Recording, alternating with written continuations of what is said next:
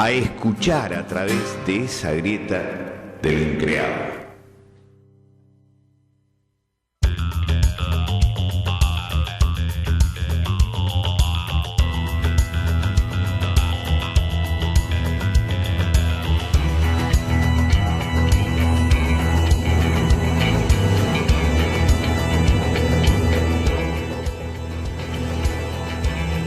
Guten Abend.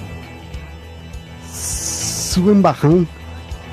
Bienvenido, Viegas. Bienvenido al programa número 71 de La Grieta de lo Increado. Hoy, de nuevo, el equipo completo con el licenciado psicotrópico, psicotrónico, psicodélico, el doctor Diego Rodolfo Viegas, en su vuelta del viejo continente. ¿Cómo le va, Chinaski? ¿Cómo le va, Viegas? Un gusto, muy feliz, muy contento de estar de nuevo acá. Lo único malo es el calor, ¿no? Le hago una pregunta. Me reciben 40 grados, cuando allá también, ¿no? Uno sufrió un poquito el frío, pero no sé qué es peor realmente. El frío extremo, 1 grado bajo cero, 2 grados bajo cero, hasta 3 grados bajo cero, pero es perfectamente soportable. Sobrevivió. En cambio acá transpiro mucho. Buenas tardes. ¿Cómo le va, doctor Berlanda? Bien. Yo que tuve el agrado de compartir todo el día de hoy con la EPE, que estaba trabajando desde las 12 del mediodía, sin luz, no le quepa la menor duda, mi criterio que mejor el frío. Tiene que ir a hablar con el sindicato, Berlanda. Fuera de combate. Viegas. Completamente fuera de combate. Una duda que teníamos con el doctor Berlanda la semana pasada. ¿Usted volvió en avión o por algún otro vericueto? No quise volver en escoba. Porque allá se consigue una voladora, ni alfombra voladora, ninguna de esas cosas raras. Ni por la grieta, si no necesita meterse. Ni por la grieta, sí, la bien. grieta es más fácil. Volví en avión, eso sí que es bastante inaguantable. Uno, para que le salgan los pasajes más baratos, uno tiene que hacer esas cosas raras que combinaciones te lleva, épicas. claro, combinaciones rarísimas que te lleva a Iberia, primero a España, después 5 horas de espera, te llevan después al Tíbet. Bueno, y el regreso fue más o menos así, también con 5 o 6 horas de espera y demás, vía Londres. Bien. Por British Airways. Mire qué lindo. Así que conocí más los aeropuertos, creo que el aeropuerto de Heathrow muy bueno, excelente, uno de los mejores de Europa. Muy lindo el aeropuerto de Bruselas. Y el de Madrid debe haber sido arreglado hace muy poco, seguramente no era así antes. Muy espectacular también, con subtes ahí interiores que te llevan de una terminal a otra. Muy lindo, muy interesante. Hice un viaje hermoso, no me cuente de los aeropuertos porque... Es que estuve más tiempo en los aeropuertos. Vio como la película esa. De la terminal. Claro, de Tom Hanks, ¿no? Que está en un aeropuerto. Todavía no hizo tiempo a afeitarse, vino con la barba. No, con la barba, sí, ya parezco Papá Noel, además me sale. Están haciendo competencia acá con Berlanda, que hoy se vino muy pituco Berlanda con el moño fucsia. Hacía rato no lo traía ese moñito, ¿no? Sí, y eso que hacía calor. ¿Ese lo usa usted cuando va hacia a los lugares de tango, a bailar, así? Supuesto, ¿Va con el fucsia? Por supuesto, sí. No, sí, tengo también uno a lunares.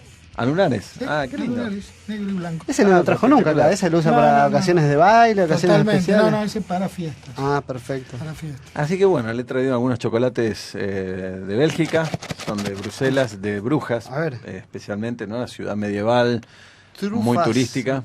De chocolate. Trufa de chocolate para sabor que la consuman. Naranja. También allí nuestro operador estrella Cristian puede venir a consumir una trufa belga. Y bueno, traje algunos libritos, ya después vamos a conversar. Seguramente el viaje da para algún programa posterior. Habíamos comentado en los mensajes que envié desde allá. Sí, atrevidamente se coló en la transmisión. Me colé en la transmisión. Y sí, creo que da para un programa, por ejemplo, para hablar de la historia de este rey llamado Rey Loco, o Rey Cisne, o también el rey de los cuentos de hadas, que nos da pie también para hablar un poco de los cuentos de hadas y lo que tiene que ver con los sueños, con la fantasía. En este caso hablamos de Ludwig II de Baviera, un rey que no tenía realmente poder, que admiraba a Luis XIV de Francia, que era un tipo que sí realmente tenía poder y hacía lo que quería. Y entonces, ¿qué hizo? Se encerró en su propio mundo, ¿no? Se encerró en un mundo de hadas, se construyó, tenía un castillo muy, muy bonito, pero se construyó otro, mucho más bonito. Le gustaba la noche, las estrellas, incluso salía, como también llamaban el Rey Cisne, porque se había identificado, ya incluso en sus últimos años, obsesivamente con Parsifal, las óperas de Wagner, ¿no? Ha sonado Parsifal. Ha sonado Parsifal acá cuando hablamos del Uritorco, cuando hablamos de Terrera y Parsifal. Es uno de los primeros programas también ha sonado Parsifal. Claro. Cuando hicimos homenaje por el Día de la Radio. Por eso creo que da para hablar de los estados de conciencia, de los cuentos de hadas y cómo en este caso, un rey, el rey bávaro, muy famoso. Se han hecho películas también, ¿no? Con la vida de este hombre, sobre todo por su muerte. Siempre cuando hay una muerte misteriosa es como que se catapulta. Investiga la fiscal Fein. Sí, claro. Murió, digamos, misteriosamente. Nunca se supo bien. Teóricamente fue asesinado, pero nunca se supo.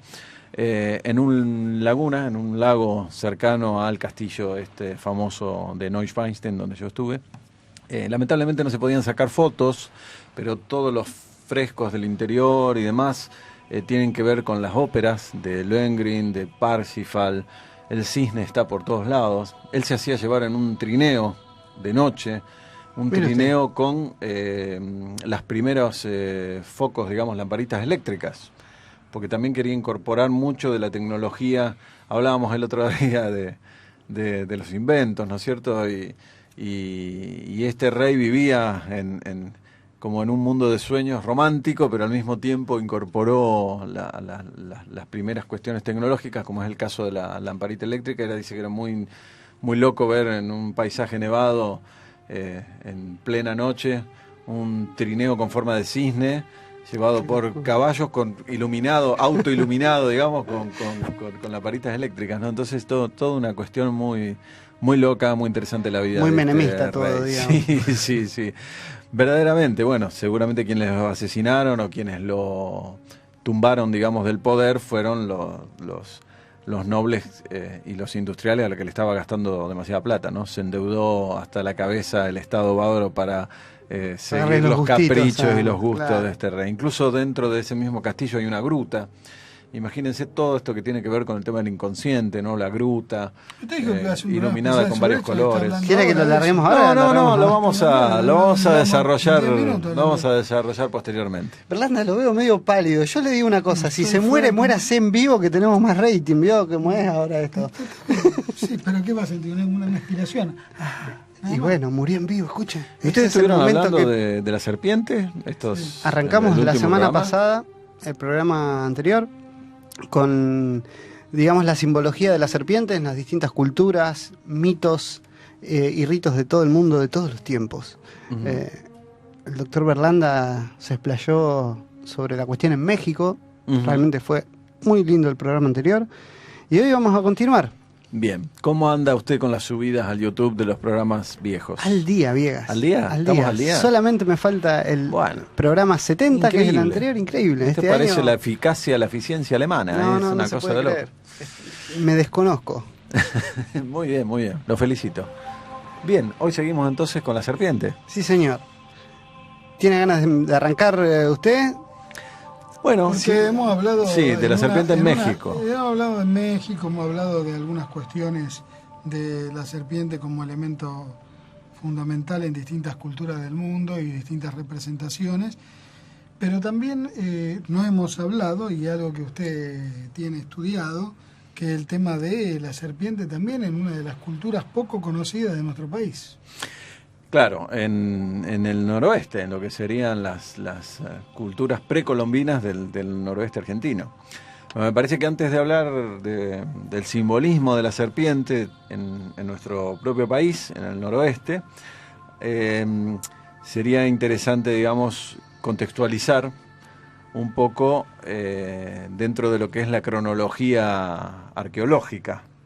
Si bien está muy debatido y hay distintas terminologías y demás, los arqueólogos argentinos establecen más o menos en común la existencia de un periodo temprano, que se puede llamar de otra manera, pero generalmente le llaman periodo temprano, un periodo intermedio y un periodo tardío.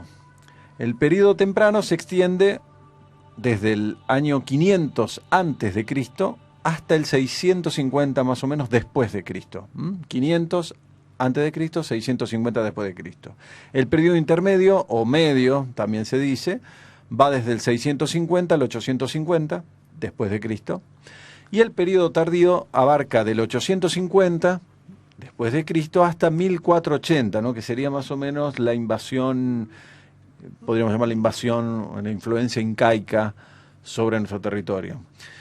Que después, muy poco tiempo después, unos 50 años después, ya es reemplazada la influencia incaica por la invasión española, ¿no? Y podemos decir que ahí se terminaría lo que es el periodo precolombino.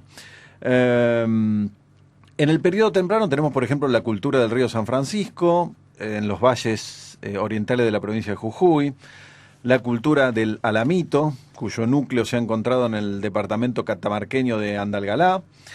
Esta cultura, el alamito, es muy importante y muy particular porque se han encontrado unos idolillos, unos ídolos muy abstractos y muy bellos que son llamados los suplicantes, porque están como en una posición, digamos, de súplica o de mirada hacia el cielo, digamos, de peticionar.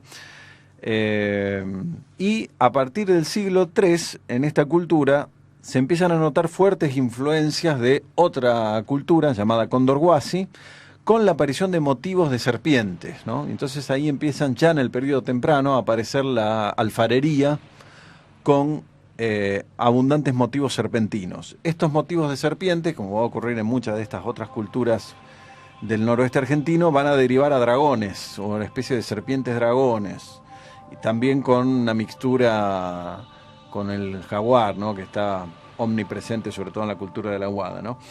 Se le van añadiendo, digamos, a las serpientes garras y entonces se van transformando en especie de serpientes dragones. La cultura Condorhuasi también, que se extendió desde Catamarca, La Rioja, hasta incluso Santiago del Estero, y la cultura La Ciénaga, que se considera que es la primer cultura en el territorio argentino plenamente dedicada a la agricultura, ¿no? Esta cultura, digamos, se desarrollaba en pequeñas aldeas de no más de 30 viviendas, con casas de piedra y adobe, y la ciénaga será el antecedente directo de la famosa cultura de la Aguada. Digo famosa porque todos los artistas, digamos, que venden objetos en los mercados de pulgas y demás, omnipresente aparecen los motivos de esta cultura de la Aguada, ¿no? Sobre todo los felinos y demás. La cultura ciénaga es característica de una cerámica negra y gris, decorada con incisiones, y aparecen muchos animales, seres humanos geometrizados, rostros humanos aislados, escaleras, grecas, rombos, y también, por supuesto, el motivo de la serpiente. La cultura de la Candelaria también es perteneciente a este periodo temprano. Recibe su nombre del departamento salteño de la Candelaria, al sur de Salta. Es un lugar limítrofe con la provincia de Tucumán. Y también, digamos, es característica una cerámica con formas redondeadas donde también aparece la serpiente. Después tenemos en el periodo medio. Recordamos, el periodo medio era más o menos del 650 al 850 después de Cristo. Se destaca sobre todo la famosísima cultura de la Aguada, que se extendió por los territorios de las actuales provincias de Catamarca y La Rioja hasta el norte de San Juan y el sur de Salta. Como ya dijimos, es en gran medida esta cultura una evolución de la cultura ciénaga. Y cuando desaparece, digamos, la cultura de la Aguada, aunque cesa, en cierto modo es continuada en el periodo tardío, por la cultura Belén y la cultura Santa María. Esto quiere decir que esta famosa cultura es asociable, por lo menos en los inicios, con los diaguitas, que ya estaremos hablando de un periodo más moderno. La cultura de la Aguada tenía una influencia muy importante de Tiahuanacu, ¿no? En Bolivia. El gran templo, que además sabemos que tenía mucho que ver con los estados no ordinarios de conciencia, por ahí se han encontrado muchos vasos queros donde se hacían pócimas. Eso le debemos un programa. Exacto, Tiahuanacu, sí. Donde se han encontrado muchas tablillas de esnifar, con el Seville, por ejemplo. otros productos, digamos, de medicina tradicional o psicoactivos o enteogénicos, podríamos decir. Tiahuanaco se hace patente por varios rasgos, digamos, sobre todo por la representación frecuente del jaguar, que parece haber sido un objeto especial de culto en la cultura de la Aguada. Incluso se piensa por algunas representaciones en las vasijas y en el bronce y demás, que había chamanes. Esto se puede ver incluso está muy bien reconstruido, por ejemplo, en las vitrinas en el Museo Etnográfico Ambrosetti en Buenos Aires. Pues si alguien anda por Buenos Aires y tiene ganas de visitar ese museo que está en San Telmo, en el piso de arriba hay todo lo que está prácticamente de la cultura de la Aguada, y hay reconstrucciones muy, muy lindas, por ejemplo la de un chamán o un supuesto chamán vestido con ropas de jaguar, ¿no? Y sus plumas y demás. Esto parece que era toda una influencia de la gran cultura del norte, en Bolivia, de Tiahuanaco, ¿no? Pero, bueno, también aparece con mucha abundancia la representación de los sacrificadores, es decir, representaciones de unas personas que también se decía que podían tener máscaras, pero lo más probable es que lo que llevaban en las manos son cabezas. ¿Qué vendrían a ser los sacrificadores? Sacrificadores parece que son soldados, digamos, dentro de lo que era un señorío con un sacerdocio, digamos, en particularmente chamánico, pero también militar, y donde aparentemente se trataría de un momento particularmente belicoso de esos valles catamarqueños, digamos. Estamos hablando de hace 4.000 años, ¿no? Sabemos que la cultura de la Aguada además tuvo pirámides, tuvo grandes complejos, de lo que no queda prácticamente nada, quedan, digamos, por ahí fotografías aéreas pueden ser tomadas, digamos, lo que eran las bases, incluso la que sería, desde el punto de vista moderno, entre comillas, la capital, diríamos, de la cultura de la Aguada, podría haber estado en la estancia La Rinconada, en la actual provincia de La Rioja, donde los arqueólogos han encontrado lo que son las bases de un gran complejo edilicio, de lo que fue en su momento, hace 4.000 años, un gran complejo edilicio. Seguramente complejo que incluía templos y probablemente, esto es una suposición, ¿no? Pero seguramente procesiones donde seguramente se tomaba el cevil, porque vemos que en todas estas culturas madres, como en Tiahuanaco, como Chavín de Huántar, digamos, esto es lo que ocurría, o en Teotihuacán en México. ¿Por qué no pensar que en esos complejos, digamos, arquitectónicos de los que no ha quedado absolutamente nada, no habría algo similar, ¿no? Si estamos hablando más o menos de un periodo similar. Estos sacrificadores, bueno, representaciones de sujetos armados que llevan en sus manos cabezas humanas cortadas, que representarían sacrificios o alguna cuestión de culto, o, como comentábamos, un momento particularmente belicoso. Pero además de la gran obsesión que se tenía con el jaguar, que dijimos que era un animal de culto para la cultura de la Aguada, no olvidemos que también muchísimas representaciones aparece la serpiente, ¿no? Es decir, que la serpiente está en la iconografía de todas las vasijas desde el periodo temprano y todas las culturas que hemos visto hasta el periodo medio, también en la cultura de la Aguada, y finalmente el periodo tardío, donde tenemos la cultura Santa María, sobre todo, entre 1200 y 1480, recibe este nombre por el departamento del noreste catamarqueño llamado Santa María, y es una de las principales culturas diaguitas, ¿no? Su núcleo estaba en los valles calchaquíes, y algunos autores han considerado que la denominación cultura Santa María debe restringirse a una parcialidad de los diaguitas, que sería la parcialidad de los calchaquíes, ¿no? En la antigua ciudad de Tolombón.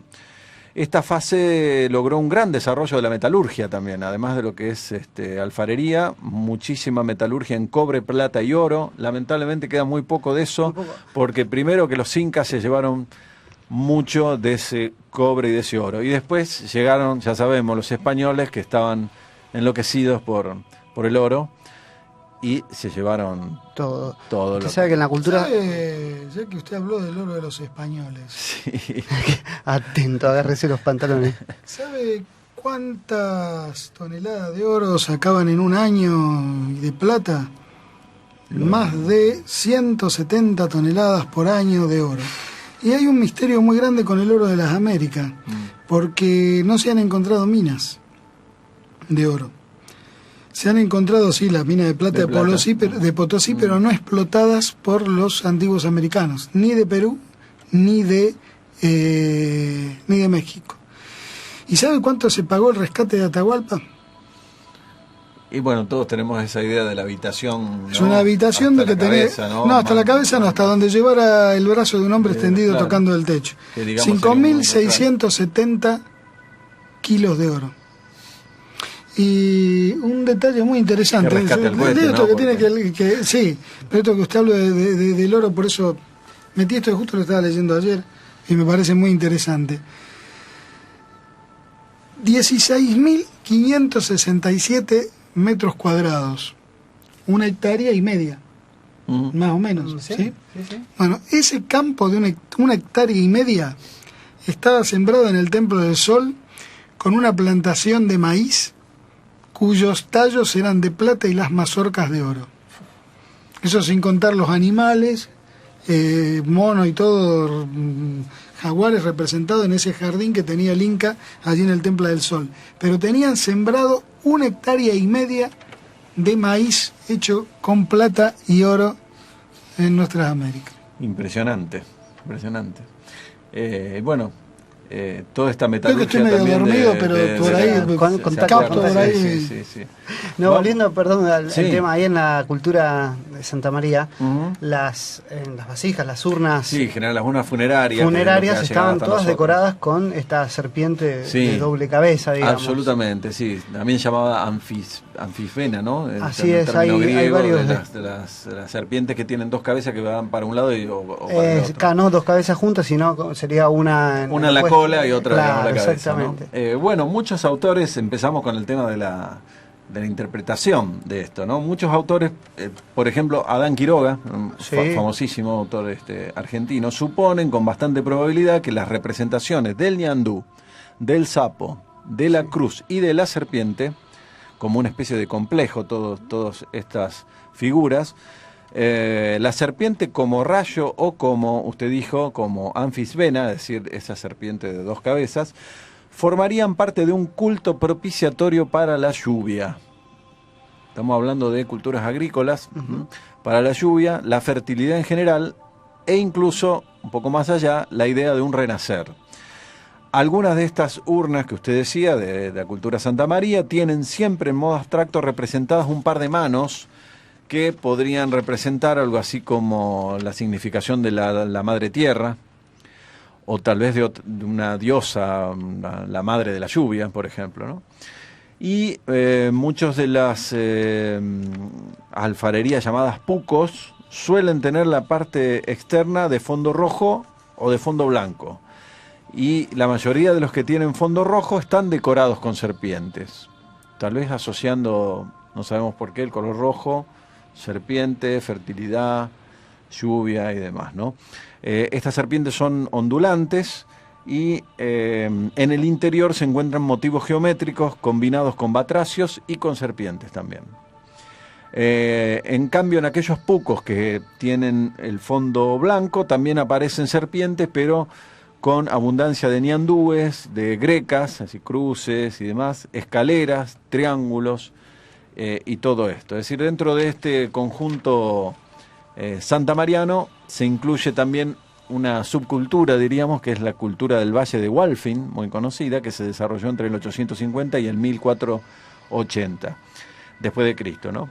Y después tenemos también en el periodo tardío la cultura Belén, que toma el nombre de la famosa ciudad catamarqueña Belén. Digo famosa porque tenemos un amigo que ha investigado en los últimos 10 años en ese emplazamiento la zona del Chincal, el famoso ruina arqueológica del Chincal de Quinvil, ¿no?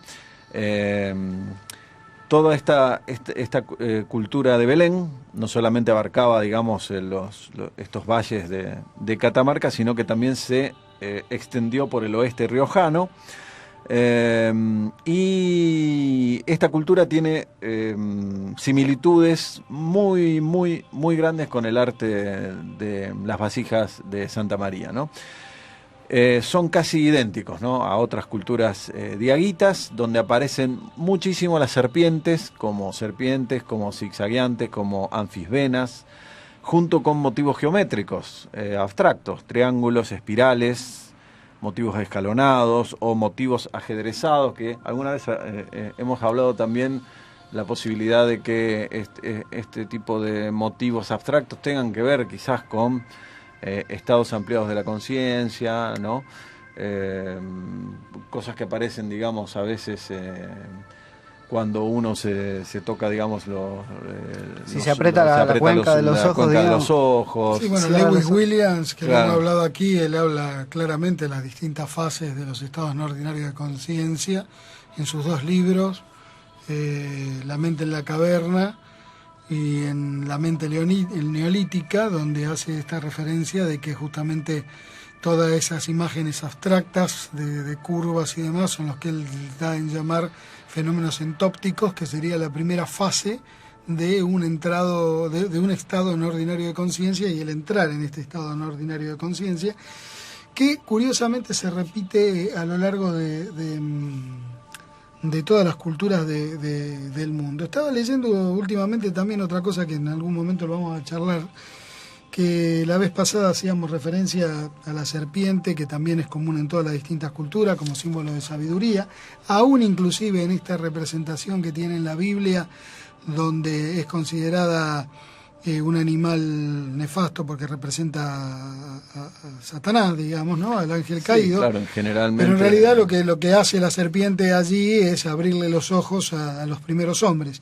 Lo interesante del caso es que la historia de los primeros hombres con encontrar un conocimiento, el tema del diluvio universal y demás, que siempre lo vimos en función de las culturas mesopotámicas y después tomadas por primero los sumerios, después los babilónicos, posteriormente en los textos bíblicos, textos egipcios, también aparece representada en los pueblos americanos, ya sea en los pueblos, en los mexicas, en los aztecas, con culturas prehispánicas, y también en los pueblos de Sudamérica con el tema de los incas. Es decir, que es muy interesante ver que no solamente el simbolismo se repite, sino que las mismas historias se repiten, lo cual habla de que quizás esta comunión que había entre Oriente y Occidente en la antigüedad, más allá de la cuestión que puede ser justamente de estados no ordinarios de conciencia, también había un intercambio, vaya a saber por qué vía, ¿no?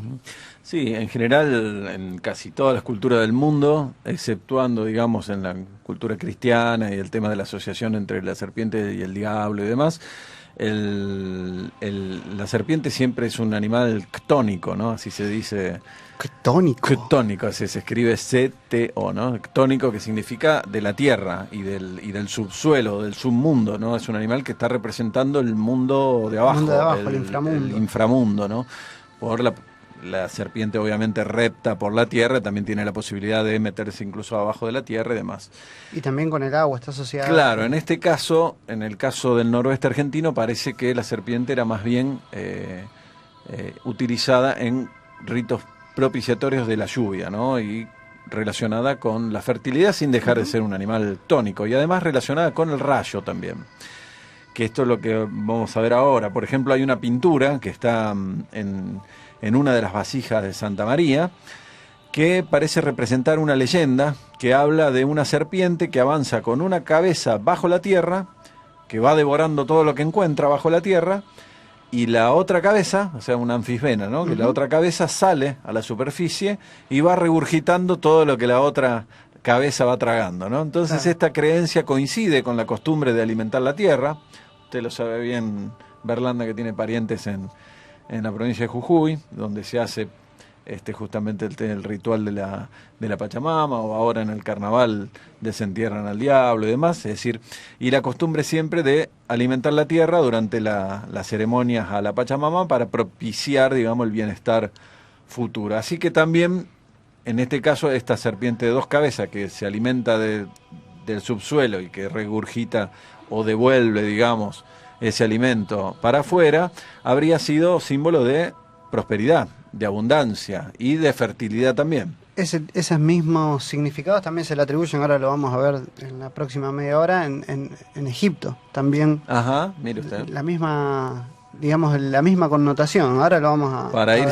Para ir cerrando el noroeste, también hay que decir que en todos los valles calchaquíes existe todavía hoy en día la creencia popular de que la serpiente cuida los sepulcros o los enterratorios, ¿no? Y esto era también creencia de los antiguos habitantes calchaquíes, para quienes la serpiente cuidaba de sus muertos y de los tesoros para que no fuesen depredados. Inclusive este gran pionero de la antropología argentina, que es Juan Bautista Ambrosetti, señalaba en uno de sus libros que desde tiempos inmemoriales los habitantes de estos valles habían puesto a sus muertos bajo la égida de la serpiente. Esta es la razón principal, decía Ambrosetti, por el que todas las urnas funerarias, o en sus tapas por lo menos, no falta el símbolo de la serpiente, o una parte de él. Y en muchas puede decirse que no existe ningún otro símbolo que el de la serpiente. Es decir que también tenemos la simbología de la serpiente asociada a los muertos, bueno, como animal tónico, ¿no? Y también la del rayo que cae a la tierra, porque se pensaba que junto con la lluvia caían, digamos, las serpientes con rayos. Muchas veces las serpientes están representadas en forma quebrada, como si fuese un rayo. El rayo, y se creía que la serpiente atraía los rayos hacia ella, hacia la tierra, ¿no? Con estos datos se va comprendiendo la vinculación que tenían la serpiente y el rayo en la mitología calchaquí, y por eso tantas representaciones de serpientes en zigzag, ¿no? En todo lo que es la cerámica de estas culturas. Es un poco el simbolismo que encontramos en el noroeste argentino. En nuestra tierra. Podemos hablar del cultura, mundo masónico, ¿no? Lo interesante es que la cultura de la Aguada también es una cultura de un gran desarrollo, aparentemente una cultura manejada por sacerdotes guerreros también, sí, así es. Que justamente mucho siempre se habla de los diaguitas, como la cultura más desarrollada. Los antecesores de los diaguitas eran justamente la cultura de la Aguada, que hablaban en un idioma también, del cual no se conoce nada, que era el idioma cacán. Hubo un diccionario cacán español que fue escrito por un jesuita, se perdió lamentablemente, y es un idioma del que no sabemos nada, aunque hay algunos topónimos en Catamarca que aparentemente surgen, digamos, o tienen origen en este antiguo idioma de hace 4.000 años, en lo que es la actual provincia de Catamarca. Y obviamente todos esos valles estaban, sí, controlados por una especie de chamanes sacerdotes que controlaban el Sevil en la parte selvática, lo que sería la yunga, y que comerciaban con grandes caravanas, hasta incluso del lado chileno, comerciaban, hasta llegaban a la lejana ciudad de Copiapó, imagínense lo lejos que está eso, y por supuesto con la parte del desierto de Atacama, en la parte norte. Esas caravanas comerciaban todo lo que es plumas, digamos, de la parte de las yungas y el Sevil, conchillas y todos los productos del mar, que venían del lado del Pacífico, y todo lo que son frutas, además de la parte de los valles, ¿no? Además de todo lo que es la metalurgia, el bronce, el oro, la plata, además. Entonces,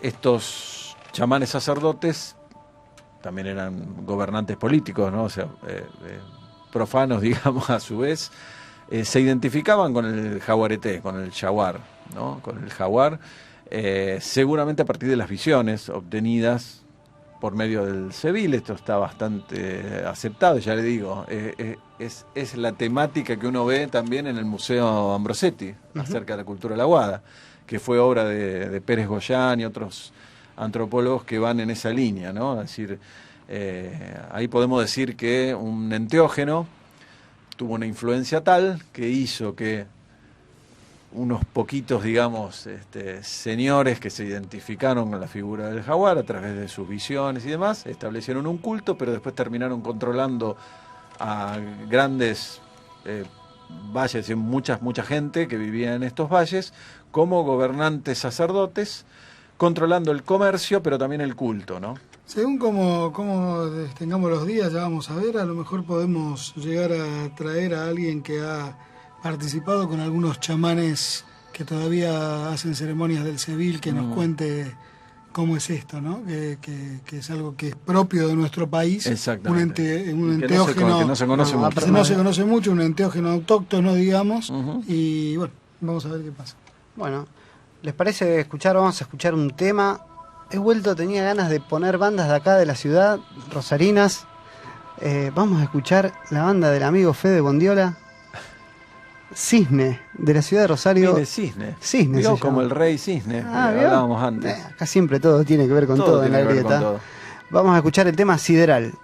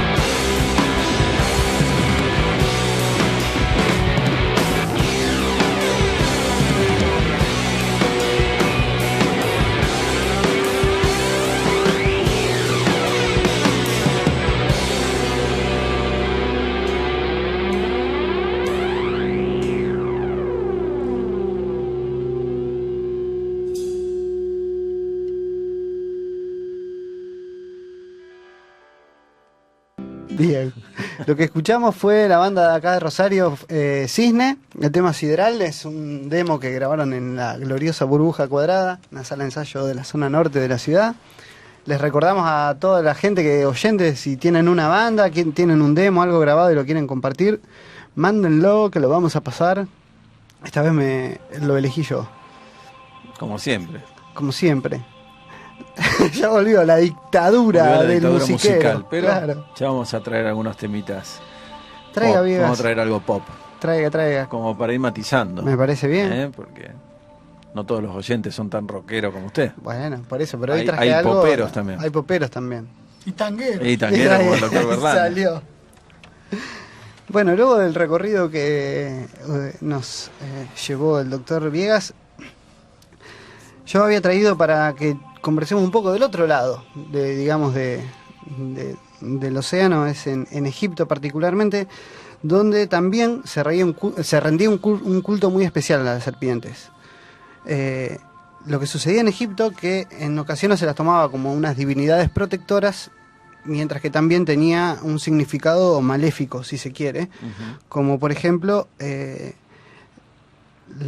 con Apophis, o Apep, que era el nombre griego, que venía a representar las fuerzas maléficas. Todas las serpientes eran consideradas la reencarnación de Apophis, excepto la cobra, que la cobra, digamos, venía a ser la representación del sol del costado benéfico, si se quiere. Y tenía un nombre, hasta tenían un nombre despectivo los egipcios, le decían Nepai. ¿Sabe qué quiere decir Nepai? No. El que es como una tripa intestinal. Así se referían a Apophis, que era, como dije antes, demoníaco y maléfico, y una constante amenaza al orden cósmico. Viene a representar la oscuridad, lo que está más allá, incluso es el enemigo de los muertos en el más allá. Y digamos, en la cuestión mítica del ciclo del día, Apophis venía a representar como una especie de serpiente gigantesca, muy poderosa e indestructible, cuya función consistía en interrumpir el recorrido nocturno que Ra piloteaba en su barca solar, y el papel que ocupaba esta serpiente era tratar de evitar que consiguiera que llegue al nuevo día, ¿sí? Ya sea atacándola, creándole bancos de arena o bebiéndose el Nilo para impedir que la barca solar avance y el sol resucite. A la oscuridad oponiéndose. A la luz. Como ocurre en las gestaciones, ¿no? Exactamente. Entonces, como representaba el mal, había que combatirla. Pero, sin embargo, nunca moría y reaparecía una y otra vez, ya que de otro modo, si no, el ciclo solar no se cumplía diariamente y el mundo perecería. Los egipcios creían que, por ejemplo, cuando el cielo se teñía de rojo, ellos decían que era la sangre de las heridas que sufría la serpiente en la lucha. Incluso cuando ocurrió un eclipse, ellos decían que en ese momento la serpiente finalmente se había devorado a la barca de Ra. Lo que queda demostrado acá también, esta concepción que no solamente la cultura egipcia, sino que tienen todas las culturas, de cómo el concepto del mal es necesario también para que el bien fuera posible. Claro. Por ejemplo, el equilibrio. El equilibrio, exactamente. Casi todas son los opuestos complementarios. Son culturas de equilibrio, del mal y el bien, pero no como polos demasiado separados, sino como opuestos complementarios. Exacto. Que eso, o sea, que básicamente también el significado de la serpiente de dos cabezas. Exactamente, lo que habíamos hablado la vez pasada, de esta dualidad que representa la serpiente, el bien y el mal, el día y la noche, lo bueno y lo malo. Fíjese que Apophis también en la lucha era útil a Ra, porque lo que hacía esta serpiente era escupir llamas también, como un dragón, y eso esas llamas alimentaban a su vez las radiaciones solares. Entonces, de alguna manera, esa lucha diaria de ese ciclo era necesario continuamente para que el sol vuelva a nacer. Los egipcios tenían otros dioses, por ejemplo, Mehem, pero a diferencia de Apophis, esta era una deidad benéfica. Su nombre significa la que se enrosca, y viene a encarnar, como decíamos antes, las fuerzas regenerativas de la naturaleza. Es también una deidad solar que aparece protegiendo a la barca de Ra en su viaje nocturno por el más allá. A causa de su gran agresividad y el potente veneno que tenía facultades para repeler todos esos ataques nocturnos que recibía de la otra serpiente, consiguiendo así que Ra pudiera renacer cada mañana. Otra que también es más conocida, que es la Señora del Cielo, o Watiet, ¿sí?, que, digamos, simbolizaba el calor ardiente del sol. Ellos tenían asociados toda la cuestión benéfica con el sol. De hecho, el dios egipcio Ra es la prueba más llamativa. Y simbolizaba la fuerza de crecimiento, la fertilidad del suelo y de las aguas. Era la diosa protectora del Bajo Egipto y se representaba con la cobra. Era cuando el Bajo Egipto se une con el Alto Egipto, se juntan con la otra diosa que tenía el Alto Egipcio, que era la diosa buitre, Nekbet, y ustedes lo van a ver, eso es muy, si ven la clásica imagen de Tutankamón, que tenía acá en la cabeza, ¿sí? Las dos, tenía la serpiente y el buitre, viene a representar, era la protectora de los faraones. También tenían más serpientes, por ejemplo, Renenutet, que esa es como yo me hacía acordar de alguna manera el culto que le rendían como una especie de la Pachamama de ellos. Renenutet significa la que alimenta, era considerada la diosa de la abundancia y estaba vinculada con la fertilidad y con las cosechas. También era la diosa de la lactancia y la protectora del niño real. Era la encargada de alimentar a las almas de los difuntos también. Y a ella se le dedicaba la primera gota de agua, vino, cerveza y el primer pan de cada año. Ese se le rendía ese como el vinito culto que le tiramos nosotros. Exactamente. Siempre el primer trago a la Pachamama. Y después para nosotros. Así es. Eso es lo interesante, que justamente a lo largo y a lo ancho del mundo y del tiempo, no solo hay historias repetidas, hay visiones repetidas, hay simbolismos repetidos. ¿Y a qué se debe eso? Que hay una ¿Tendrá que ver algo con lo que... Hay una sola psicología humana. ¿Hay una sola psicología humana? ¿Tendrá algo que ver con lo que nos pregunta Alberto de Chesorto cuando nos dicen en qué época entraron en contacto los continentes de Atlántida y Lemuria con el continente americano? Bueno, la arqueología, por lo menos oficial, no acepta ni la existencia ni de la Atlántida ni de Lemuria, así que no podemos responder esa pregunta. Son más hipótesis. Que en hipótesis Alberto, esotéricas, son hipótesis, sí. Que empezaron sobre todo a mitad, digamos, del siglo XX, ¿no? Todo lo que es el interés o el reinterés, la vuelta al interés sobre los textos de Platón y demás, ¿no? Pero hasta ahora, de la existencia de Atlántida y Lemuria y del continente Mu y de todos los continentes extraños, Thule, míticos, digamos, solamente podemos decir que son mitologías. Lo que ocurre es que lo que se habla, y por eso seguramente hubo una navegación transoceánica, pero más allá de navegación transoceánica se habla, o algunos hablan, de dos cuestiones que digamos que están obviamente no consideradas oficialmente por la arqueología. Una tiene que ver con el hecho de una cultura madre antiquísima, que realmente llegó a un gran desarrollo tecnológico y cultural, y la otra cuestión que siempre se habla de que estas culturas madre quizás estuvieron en lugares que se han hundido como islas, o sea, el hecho de que haya islas que han sucumbido a terremotos y a maremotos es algo bastante común, o otro lugar también que en algún momento se sabe por mapas antiguos y se sabe también por la historia contemporánea que la Antártida en algún momento no tuvo hielo, de hecho fue el sexto, ese es el sexto continente. Entonces algunos hablan de que también una civilización en algún momento allí, cuando se invirtieron los polos, esto pasó a cubrirse de hielo y bueno, hay ruinas ahí debajo, ¿no? Lo cierto es que permanentemente, bueno, se siguen encontrando cosas y hay sí una línea de similar con algunas cuestiones que la explicación por ahora que nos cierra más quizá tiene que ver con lo que planteaba usted, ¿no? Que hay una sola psicología humana, es como que de alguna manera hay un solo cerebro que en estado no ordinario de conciencia puede acceder a algún tipo de información. Y la capacidad de simbolizar, que es lo que nos diferencia de los animales, el famoso tema del símbolo, que volvemos una y otra vez sobre eso, es infinita, pero muchas veces se repite, ¿no? Levi Strauss decía que los contenidos del inconsciente en realidad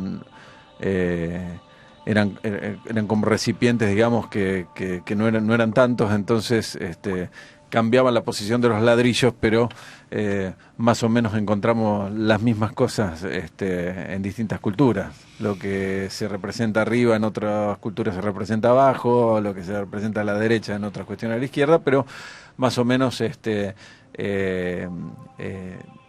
encontramos lo que usted hablaba, por ejemplo, de una serpiente que escupe fuego y que le servía al sol para, digamos, continuar con su luz. Lo encontramos de otra manera en las famosas hogueras de San Pedro y San Pablo, que es un ritual cristiano, pero que en realidad tiene sus antecedentes paganos, y que es justamente propiciar con el fuego desde abajo al sol para que no se apague, ¿no? Para que continúe vivificando la tierra. Y bueno, y lo encontramos esto en infinitas repeticiones, ¿no? De cualquier manera, me gustaría hacer creo que en el programa anterior ustedes no lo mencionaron, pero al hablar del símbolo de la serpiente, creo que se hace necesario mencionar un libro que se ha hecho muy famoso, sí, que mucha gente nos los ha pedido porque no es fácil de conseguir aquí en la Argentina, no, que es La serpiente cósmica. De Jeremy Narby. Del de señor, su amigo Jeremy Narby. Exacto, de mi amigo Jeremy Narby.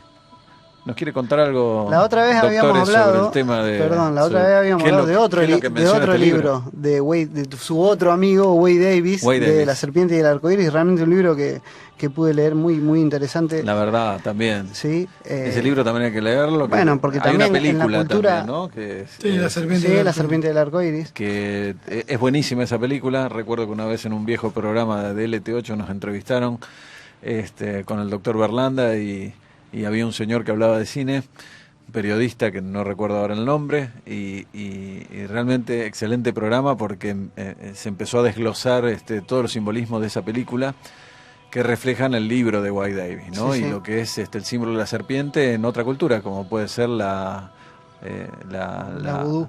La del vudú.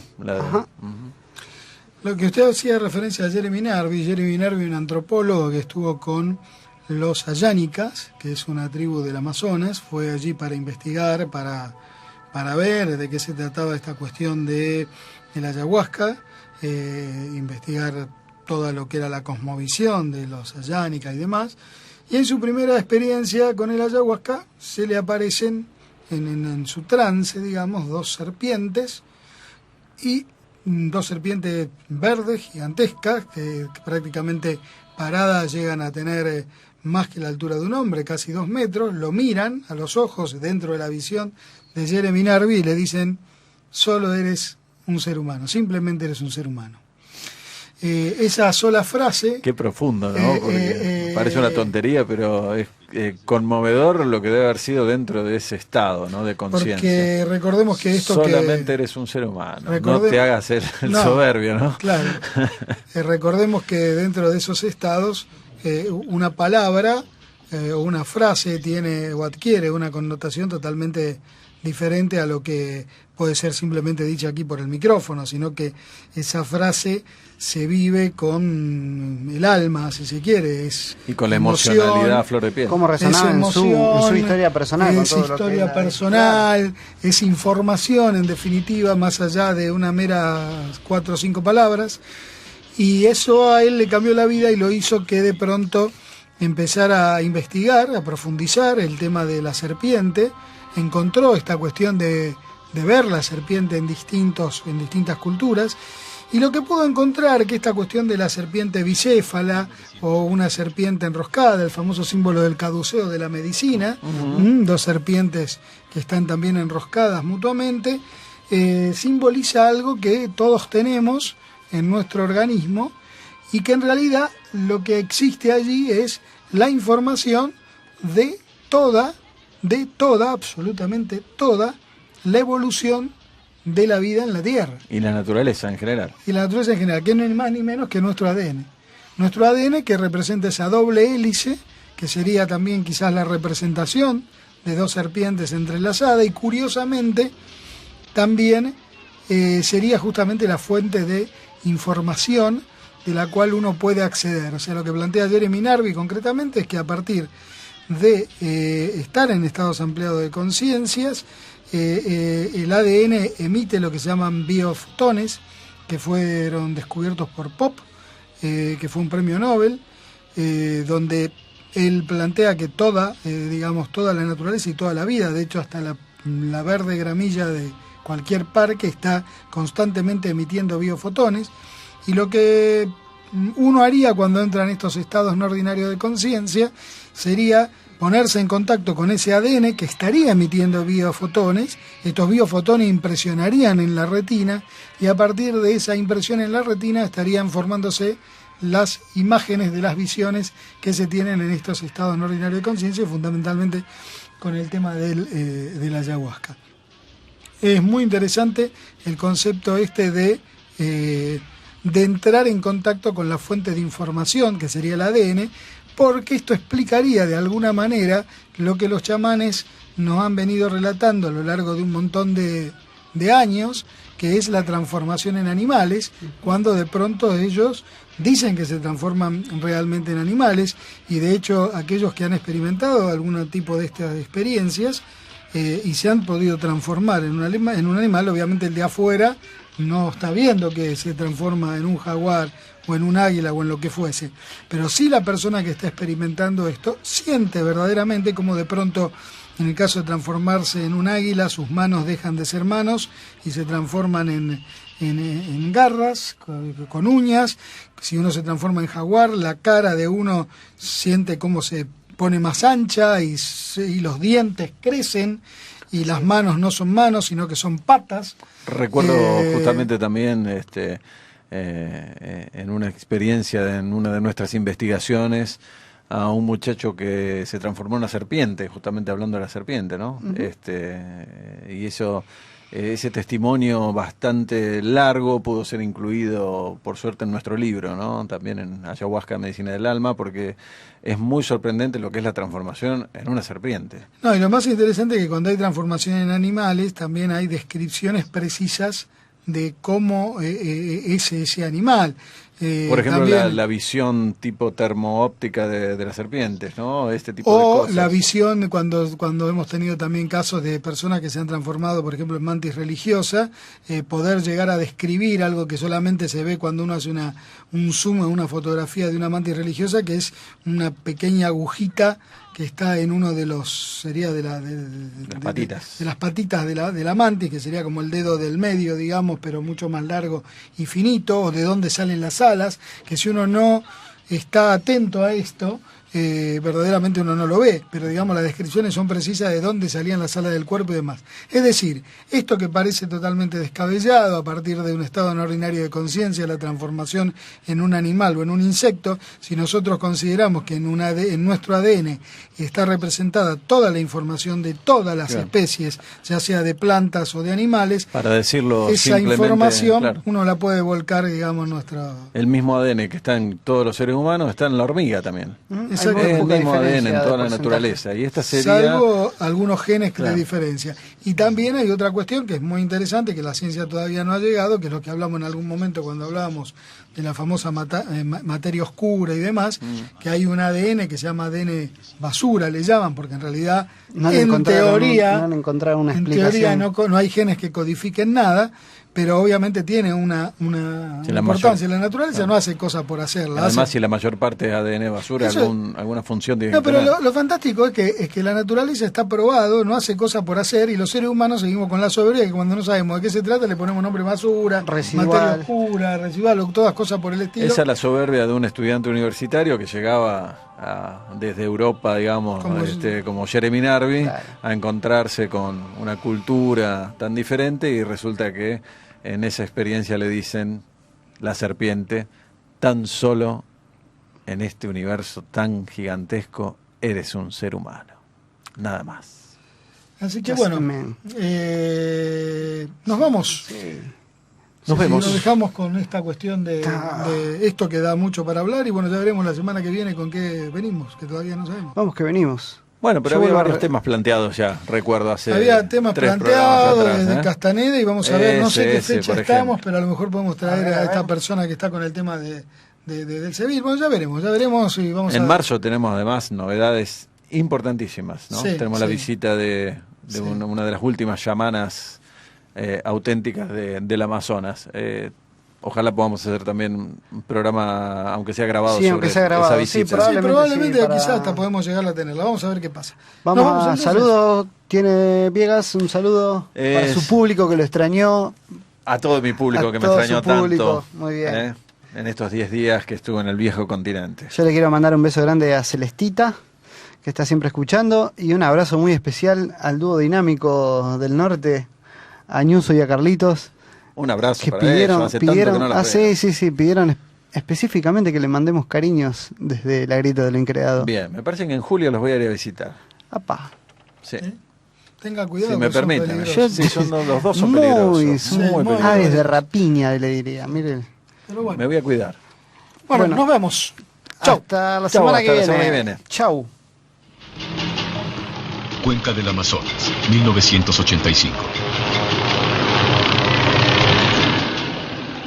Notas de campo, Dr. Dennis Allen, Expedición Botánica del Río Negro, 15 de agosto de 1985. Llegué al hogar del chamán Anjangu, considerado como el guía espiritual más poderoso en el Amazonas. Se siente algo extraño en el aire. Hasta mi piloto está nervioso. Si fuera supersticioso, diría que algo me asediaba. El chamán también lo siente y decide en su muy personal forma mostrarme de qué se trata.